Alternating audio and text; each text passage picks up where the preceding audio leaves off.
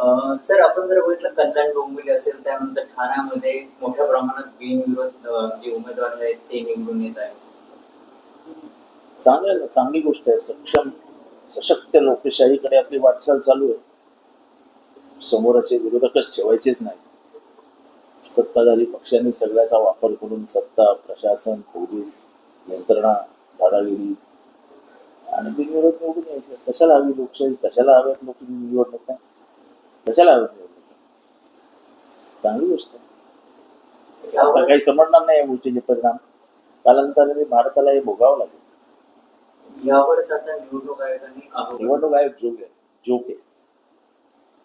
निवडणूक आयोग हा स्वतः एक मोठा जोक आहे. आज मुख्यमंत्री आणि उपमुख्यमंत्री यांची आज प्रचार सभा आज वरळीमध्ये पार पडत आहे. प्रत्येक जण आपापला प्रचार करणार, तसे ते दोघे प्रचार करतात. यावर उपमुख्यमंत्री एकनाथ शिंदे यांनी काल म्हणताना म्हणाले की ज्या ठिकाणी हे बिनविरोध जे उमेदवार आहेत ते निवडून येतात, कारण की त्या ठिकाणी जे विरोधक जे आहेत त्यांचे जे उमेदवार आहेत त्यांना आपला पराभव दिसत आहे, त्यामुळे ते माघार घेतात. असं चांगली गोष्ट,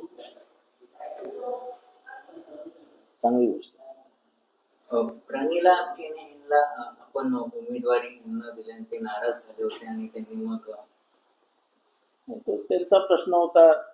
खर तर सर्वात अधिक मतांनी माझ्या पक्षात प्रमिला केने निवडून आल्या होत्या जेव्हा त्या माझ्या पक्षात होत्या.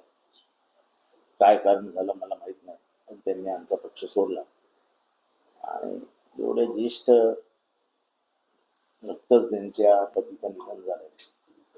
अशा एका विधवेचं तिकीट आयत्या वेळेस कापण्यात आलं. चांगली गोष्ट. त्याचं तिकीट का कापलं हे आजपर्यंत अनुत्तर आहे.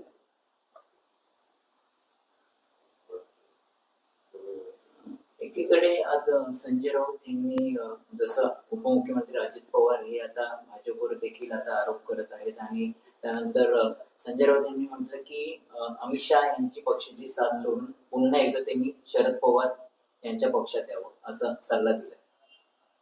बरोबर. संजय राऊत सल्ले देत असतात सगळ्यांना. पण अजित पवार पुन्हा जर शरद पवार गटामध्ये आला तर स्वागत असणार शरद पवारांना. सोलापूरमध्ये अपक्ष उमेदवारी अर्ज मागे न घेण्यावरून एका मनसेचे विद्यार्थी सेनेचे अध्यक्ष आहेत त्यांची हत्या झाली आहे. चांगलं सशक्त लोकशाही बिनविरोध निवडणुका लढवण्याची जी हौस आहे त्याच्यात नाही सगळं करते आणि चांगलं समाजाला चांगलं दर्शन घडतं. पैसे फॉर्म मागे घेण्यासाठी बिनविरोध आपल्या उमेदवार निवडून यावेत यासाठी थैल्याच्या थैल्या उघडल्या जात आहेत, जेवणं दिली जात आहेत. पैशाचा महापूर आलाय महाराष्ट्रात. त्याचा वापर हा असा होतो. बिनविरोध हा विजयाचा नवीन फॉर्म्युला आहे असं वाटतं तुम्हाला? लोकशाहीच्या हत्येचा नवीन फॉर्म्युला.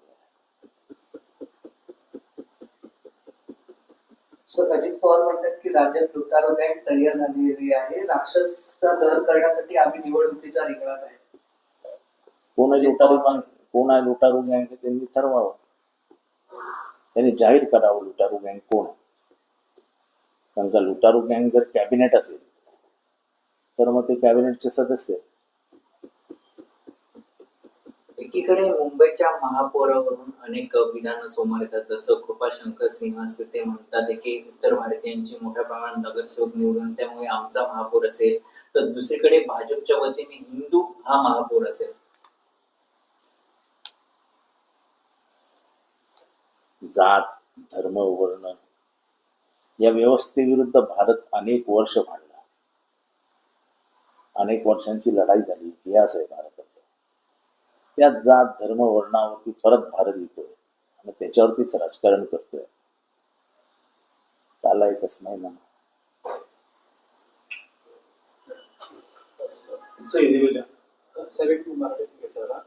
आपण मुंबईतून आधी त्या वापर इथे केला जातो की या ठिकाणी धरण नाहीये. ठाणे शहराच्या आपण म्हणतात की विकासाच्या उल्लेखना केल्या जातात, पण ठाणे शहराला मालकी हक्काचं धरण नाही. तुम्ही अनेकदा ही व्यथा सुद्धा बोलून दाखवते. ठाण्याला स्वतःचं डम्पिंग ग्राउंड नाही, ठाण्याला स्वतःचं धरण नाही.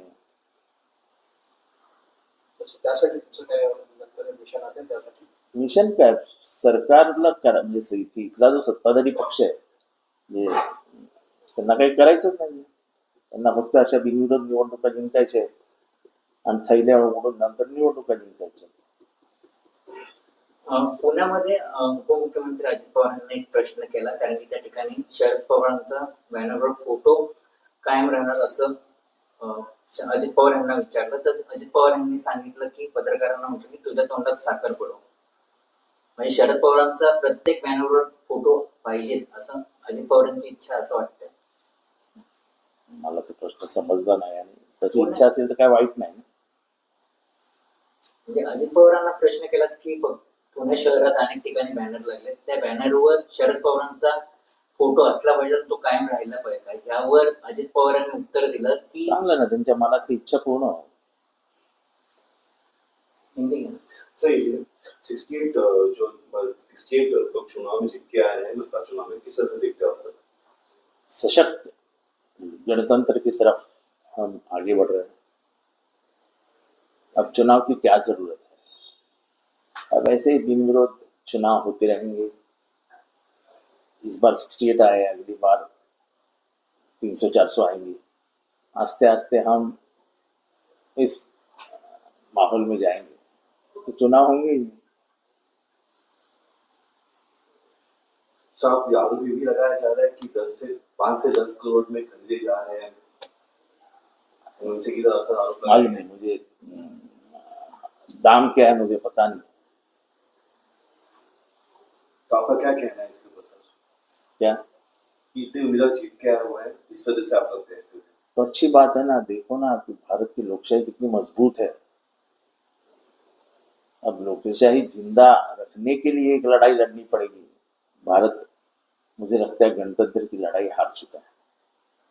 सर, चुनाव आयोग को कंप्लेन करेंगे इस चीज को लेकर? चुनाव आयोग नाम का एक बड़ा झूठ है महाराष्ट्र और देश में, क्योंकि ना तुम उसको कुछ बोल सकते हो, ना उसको कोर्ट ले जा सकते हो, कुछ नहीं कर सकते आप. तो क्या करेंगे आप? सर, शाहरुख खान को लेकर कॉन्ट्रोवर्सी चालू है, एक्टर को लेकर एक बांग्लादेशी प्लेयर लिया था जिसको लेकर कॉन्ट्रोवर्सी चालू है, किस तरह से देखते हो तो सर? ऐसा है कि ऐसी कॉन्ट्रोवर्सी सिर्फ टीवी पे चमकने के लिए की जाती है और कुछ नहीं. तर एक राहुल नार्वेकरांकडे एक आरोप झाला. राहुल नार्वेकरांकडे आरोप दिला दुर्गावर. ठीक आहे ना, सगळेच करतात. त्याच्यात राहुल नार्वेकरांनी केलं, त्याच्यात मोठं काय केलं.